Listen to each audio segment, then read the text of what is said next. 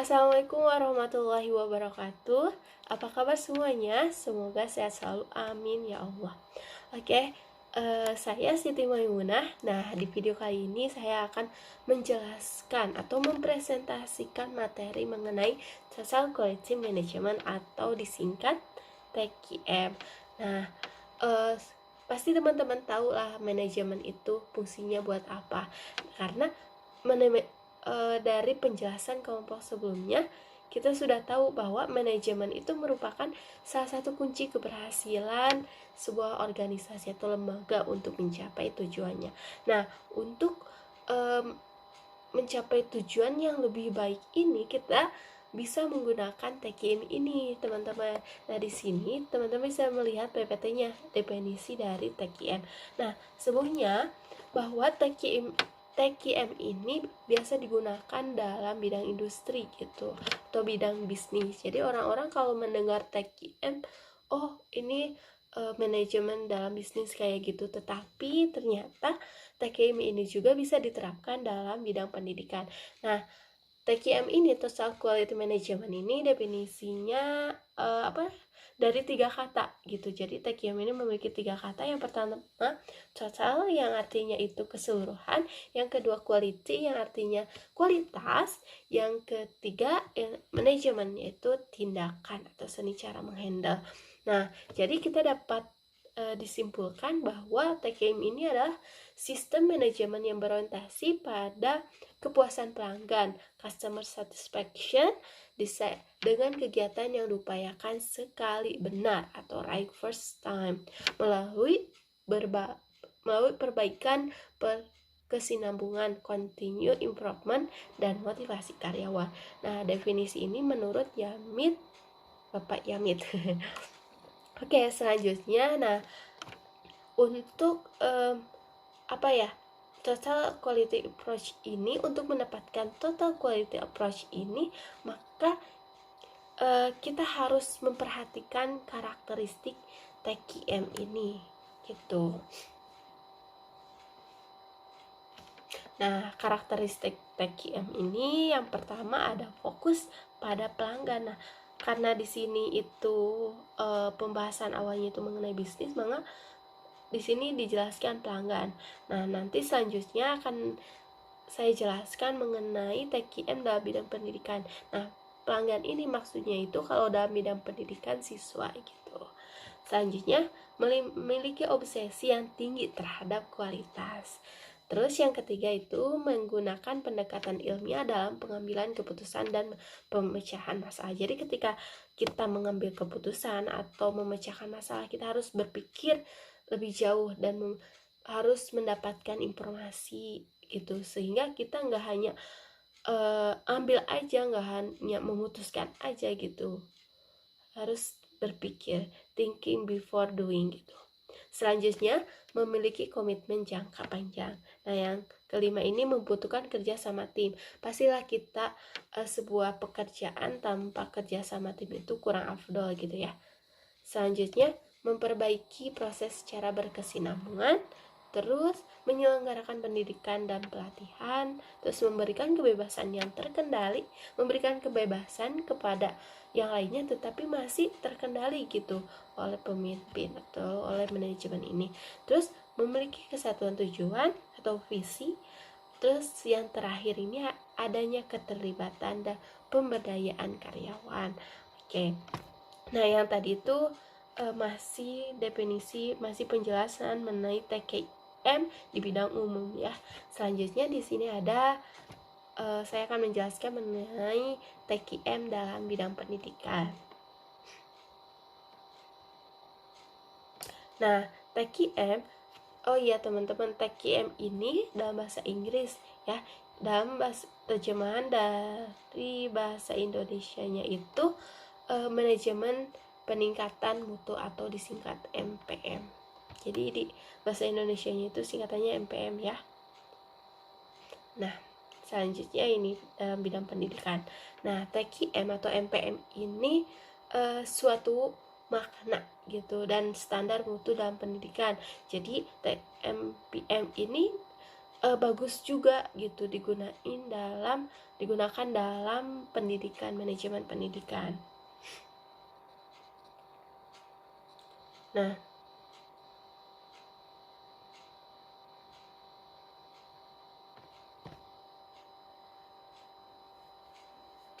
di sini ada apa ya? Ada apa? Kan MPM ini tuh konteksnya itu jasa ya sebagai produknya, atau kalau dalam bidang pendidikan itu student, siswa. Nah, dalam pendidikan untuk memenuhi kualitas atau mutu kita bisa melihat beberapa aspek tersebut gitu ya. Ini menurut Aryani.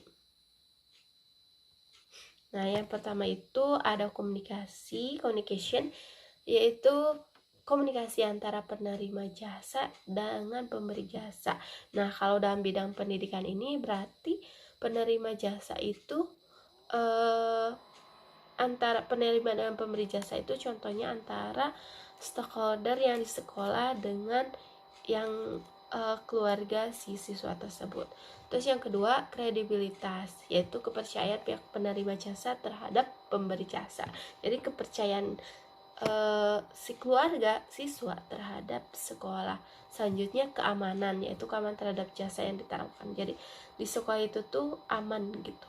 Selanjutnya pengetahuan customer knowing the customer, yaitu pengertian dari pihak pemberi jasa kepada penerima jasa atau pemahaman pemberi jasa terhadap kebutuhan dan harapan pemakaian jasa. Jadi kayak memberikan fasilitas seperti itu. Terus yang kelima ada standar tangibles, yaitu bahwa dalam pemberian pelayanan kepada customer harus dapat diukur atau dibuat standarnya. Yang keenam itu ada reliabilitas, yaitu konsisten kerja pemberi jasa dan kemampuan memberi jasa dan memenuhi janji para penerima jasa. Jadi kan sebelumnya itu ada biasanya suka ada ikatan janji gitu ya, sebelum masuknya si sekolah itu harus konsisten gitu, janji apa kayak yang akan diberikan kepada siswa ini gitu, kualitas yang akan diberikan.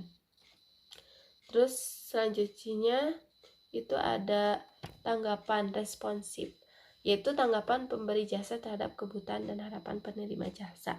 Yang delapan kompeten, yaitu kemampuan atau keterampilan pemberian jasa yang dibutuhkan setiap orang dalam organisasi untuk memberikan jasanya kepada penerima jasa. Nah, yang ke-9 ini ada akses, yaitu kemudahan memberi jasa untuk dihubungi oleh penerima jasa. Yang ke-10 tata karma gitu, yaitu kesopanan, respek, perhatian dan kesamaan dalam hubungan personal. Nah, di sini untuk meningkatkan kualitas dalam manajerial serta dalam peningkatan TKM ini, Juran itu memberikan apa ya, tiga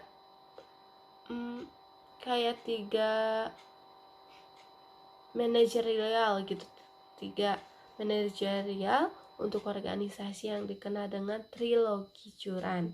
Trilogi yaitu yang pertama ada planning, control, improvement. Yang ketiga, jadi 3 langkah ini. Nah, penjelasannya itu untuk planning ini suatu yang mengidentifikasi pelanggan dan proses yang akan menyampaikan produk dan jasa dengan karakteristik yang tepat, dan kemudian mentransfer pengetahuan ini ke seluruh kaki tangan perusahaan guna memuaskan pelanggan. Jadi planning ini tuh kayak persiapan gitu, sehingga nantinya ketika persiapan ini udah matang maka ditransferkan, diinformasikan ke yang lainnya. Terus yang kedua, quality control gitu, suatu proses di mana produk benar-benar diperiksa dan dievaluasi. Jadi ini tuh kayak siswa atau pembelajaran itu ada si kualitas kontrolnya itu bagus gitu, manajerial dalam mengontrolnya itu bagus gitu. Terus selanjutnya quality improvement, itu suatu proses di mana mekanisme yang sudah mapan dipertahankan sehingga mutu dapat dicapai berkelanjutan. Itu ya. Nah, di sini pun ada beberapa hal pokok yang perlu diperhatikan nih dalam penerapan TKIM di dunia pendidikan, dalam bidang pendidikan. Yang pertama nih, perbaikan secara terus menerus atau continuous improvement. Nah, konsep ini tuh mengandung arti bahwa pihak pengelola senantiasa melakukan berbagai perbaikan dan meningkatkan kualitasnya gitu, menjamin semua komponen penyelenggaraan pendidik telah tercapai standar mutu yang ditetapkan. Jadi si pihak sekolah ini melakukan perbaikan gitu supaya tujuan yang tujuannya itu bisa dicapai gitu. Selanjutnya itu ada menentukan standar mutu, quality assurance. Nah, paham ini digunakan untuk menentukan standar-standar mutu dari semua komponen yang bekerja dalam proses produksi atau transformasi lulusan institusi pendidikan. Standar ini meliputi kepemilikan kemampuan dasar, pembelajaran sesuai dengan jenjang pendidikan, kurikulum, dan evaluasi. Dan yang ketiga ini ada perubahan culture, change of culture. Nah, si pimpinan organisasi ini atau institusi ini harus mampu membangun kesadaran para anggotanya akan pentingnya mempertahankan dan meningkatkan mutu pembelajaran. Jadi itu si pemimpin tuh harus mengetahui nih apa nih yang harus ditingkatkan dan apa yang harus dipertahankan, seperti itu. Terus yang keempat ada perubahan organisasi. Nih, penerapannya dalam lingkungan sekolah ini bisa terlaksana gitu dalam bentuk perubahan struktur organisasi ini dalam manajemen berbasis sekolah. Nah, jadi contohnya tuh awalnya itu dalam struktur konvensional dari atas ke bawah, maka struktur baru bisa berubah dari bawah ke atas.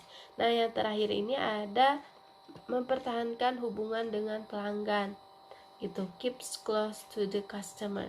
Nah, maksudnya tuh pelanggan di sini adalah siswa gitu. Kita harus memiliki hubungan baik dengan siswa. Nah, tidak hanya siswa, ternyata masyarakat, orang tua seperti ini, pihak lainnya. Jadi kayak pihak eksternal.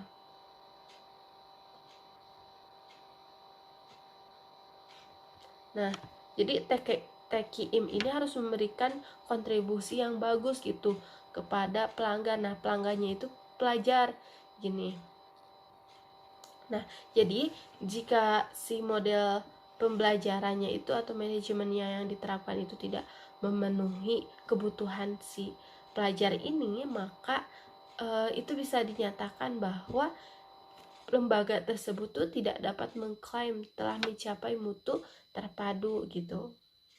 Sehingga si lembaga tersebut tuh harus memberikan beberapa model pengajaran dan pembelajaran terhadap para pelajar sehingga mereka memiliki kesempatan meraih sukses secara maksimal gitu.